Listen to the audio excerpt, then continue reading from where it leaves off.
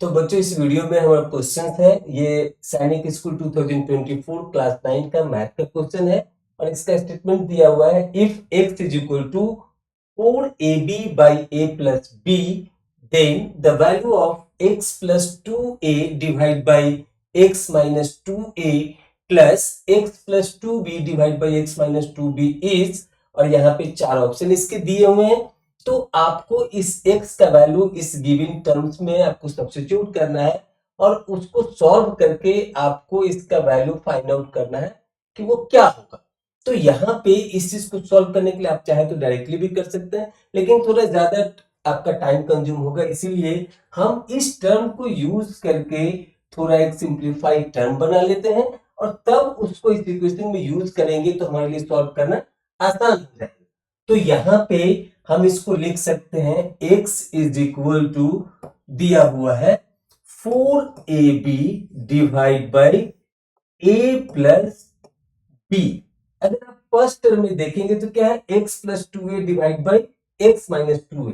तो इस first term के न्यूमरेटर एंड डिनोमिनेटर में 2a से अगर आप डिवाइड करेंगे तो इसको क्या लिख सकते हैं, उस समय इसको उसी फॉर्म में लिखना है। सो x बाई 2a क्या हो जाएगा, तो ये हो जाएगा आपका simply 2b divide by a plus b divide by a plus b।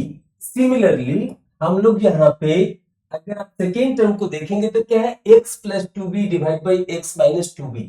तो अगर सेकेंड टर्म के डिनोमिनेटर न्यूमरेटर को डिवाइड करेंगे 2b से, तो यहाँ पे इस x को उस फॉर्म में लेकर के आ सकते हैं। तो यहाँ पे क्या लिख सकते हैं कि x by 2b। So x is equal to 4ab divide by a plus b। इसको यूज करके हम लिख सकते हैं कि x by 2b is equal to 2a divide by a plus b। अब ये रिजल्ट हम लोग को यूज करना है इसको सॉल्व करने के लिए। इसको सॉल्व करने के लिए ये दोनों टर्म्स को यहाँ पे यूज करेंगे तो आपको दिखेगा कि कितना आसान हो जाता है इसको सॉल्व करना। तो अगर हम फर्स्ट टर्म के न्यूमरेटर डिनोमिनेटर को 2a से डिवाइड करते हैं तो उससे इसके ऊपर कोई इंपैक्ट नहीं पड़ता है फर्स्ट टर्म के ऊपर। तो इसको क्या लिख सकते हैं, x by 2a plus 1 divide by x by 2a minus 1 plus second term में अगर इसके न्यूमरेटर और डिनोमिनेटर को, इस टर्म के न्यूमरेटर डिनोमिनेटर को अगर 2b से डिवाइड करते हैं तो उससे इस टर्म के ऊपर कोई इंपैक्ट नहीं आएगा, लेकिन फॉर्म चेंज हो जाएगा जो हम लोग के लिए आसान होगा सॉल्व करना। तो इसको लिख सकते हैं x by 2b plus 1 divide by x by 2b minus 1। अब यहां पे ये अगर हम इसको बोले फर्स्ट टर्म और इसको बोले फर्स्ट टर्म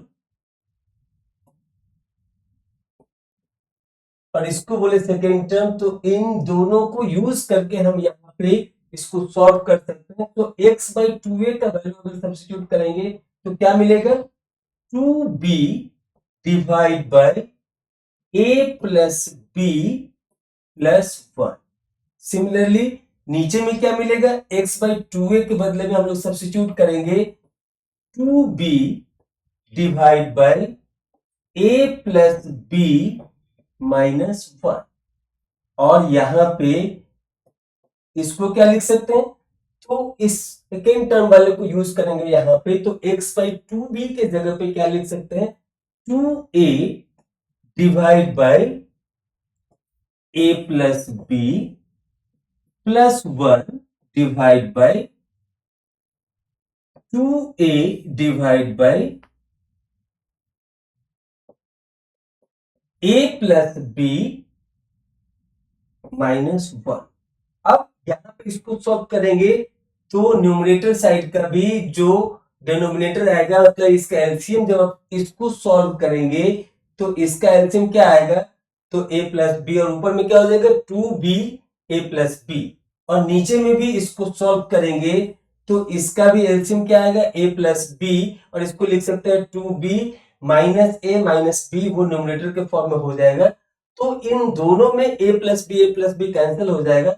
अगर आप डिटेल फॉर्म में जाते हैं तो इसको ऐसे लिख सकते हैं 2b plus a plus B divide by a plus B. फिर सिमिलरली ये वाले टर्म में 2b minus a minus b divide by a plus B हो जाएगा। और यहां से क्या होगा, तो ये टर्म आपका कैंसिल हो जाएगा, ये टर्म यहां से कैंसिल हो जाएगा। सिमिलरली इसको सॉल्व करेंगे तो आपको क्या मिलेगा, इसको सॉल्व करने के बाद आपको मिलेगा 2a plus B divide by a plus B divide by 2a minus B divide by a plus B. तो यहां से भी आपका ये टर्म और ये टर्म कैंसिल हो जाएगा। तो इसको हम लोग क्या लिख सकते हैं, तो इसको लिख सकते हैं 2b प्लस बी, कितना हो जाएगा 3b, 3b, ये 2b प्लस बी हो जाएगा 3b plus a divide by, यहां से क्या हो जाएगा 2b minus a minus b, so 2b minus b it will become b, so b minus a। अब ये टर्म से क्या मिलेगा, दूसरे वाले टर्म से हम लोग को मिलेगा 2a plus a is equal to 3a plus b divide by, यहां पे 2a माइनस a है तो क्या हो जाएगा a माइनस b। अब यहां पे देखिए थोड़ा सा कि ये b माइनस a है, ये a माइनस b है, तो इसको अगर इसी फॉर्म में, ये a माइनस b को अगर b माइनस a के फॉर्म में लिखना है तो इसको क्या लिख सकते हैं 3b plus a divide by b minus a, और यहां से माइनस लेंगे कॉमन तो इसको लिख सकते हैं minus 3a plus b divide by b minus a।